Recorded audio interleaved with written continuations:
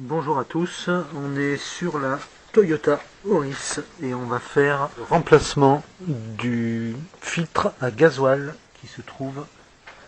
Donc voilà le moteur, il se trouve là, bien au fond. Donc il faut que j'enlève le filtre à air et puis peut-être un ou deux trucs en dessous. Donc je commence. Donc pour la partie haute, j'ai débranché le tuyau.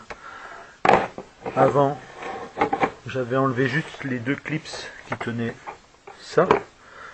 J'enlève le filtre à air. Et maintenant j'ai trois vis à enlever au fond. Voilà, après j'aurai accès. Ensuite il faut démonter ces deux vis, ces deux boulons. Là, des boulons. J'ai débranché ça aussi. Voilà, on va débrancher, on va dévisser ça et puis on va continuer à démonter la cartouche. C'est pas si simple que ça, il faut. Ça sort pas une fois enlevé. Donc en fait c'est les tuyaux qui me gênent. Du coup il va falloir que je déconnecte ces deux tuyaux là déjà dans un premier temps pour voir si je peux basculer la machine pour pouvoir avoir le filtre. Sur le filtre, il y a un support qui est fixé avec.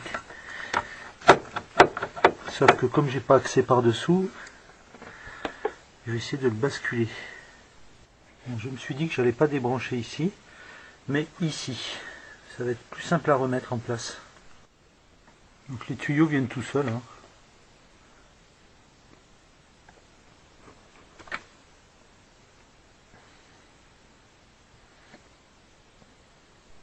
Donc finalement j'ai défait les tuyaux qui sont là, le troisième au fond là, et j'ai pu le basculer.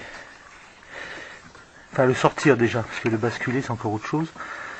Parce qu'il faut. Ah si. C'est ça la cartouche qu'il faut enlever. Donc il faut déjà débrancher le bordel en dessous là. Et ensuite enlever ça. Mais là on est déjà en meilleure position. Il y a du gasoil partout. Par contre, ça c'est peut-être un truc qu'il faut penser à protéger. Alors, je me suis dit que c'était très embêtant comme ça. Donc j'ai défait le quatrième tuyau. Parce qu'au final il y en a 4. Et maintenant je vais pouvoir sortir normalement la cartouche.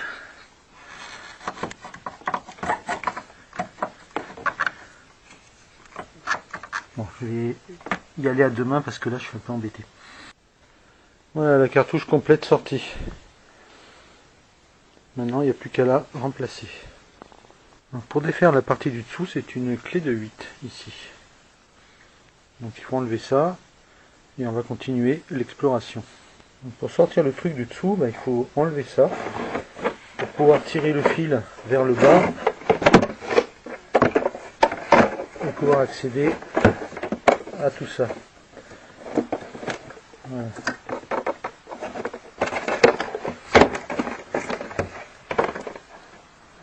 Et faire attention de ne pas péter le fil ici. Bon, allons-y en douceur. J'ai défait aussi celui-là qui me gênait et qui est fixé là. Maintenant il faut pouvoir dévisser la partie dessous et on va y arriver à sortir ce truc. Cette partie dessous se dévisse avec une grosse pince.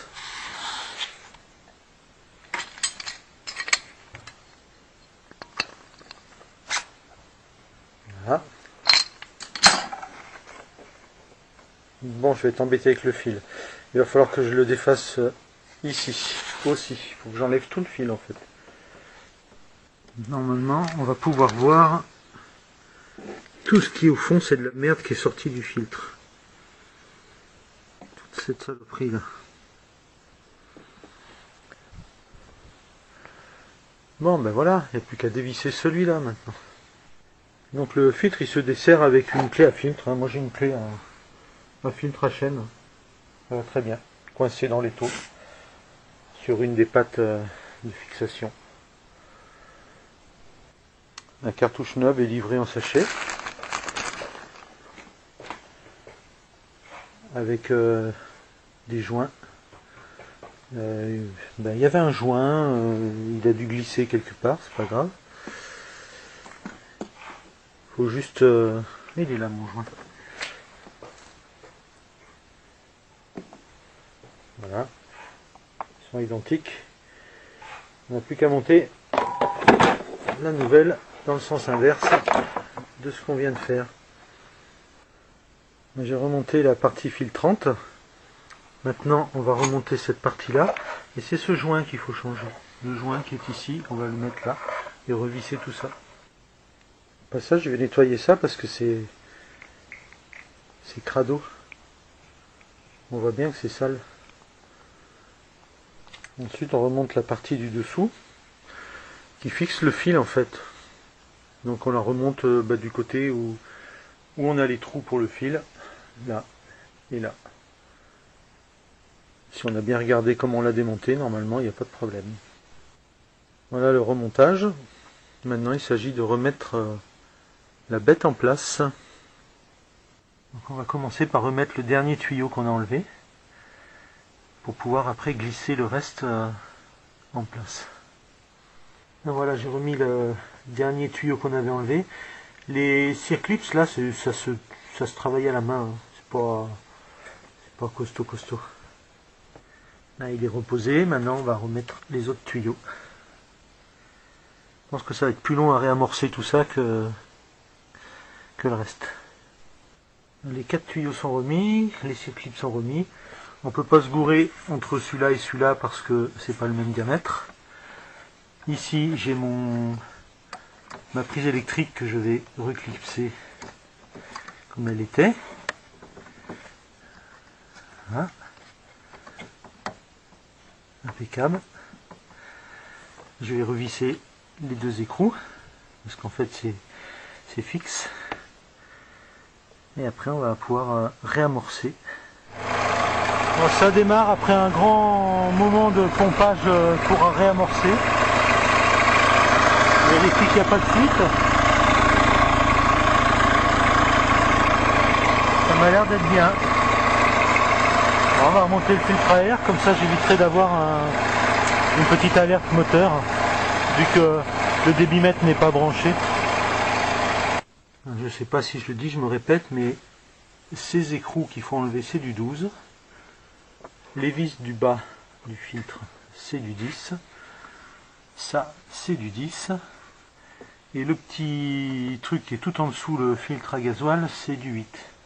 Voilà, pour les diamètres. Et voilà, le travail fini. Alors je noterai en dessous, parce que j'ai pas regardé, mais du début de ma première vidéo jusqu'à la fin, combien de temps j'ai mis. Voilà. C'est tout bon.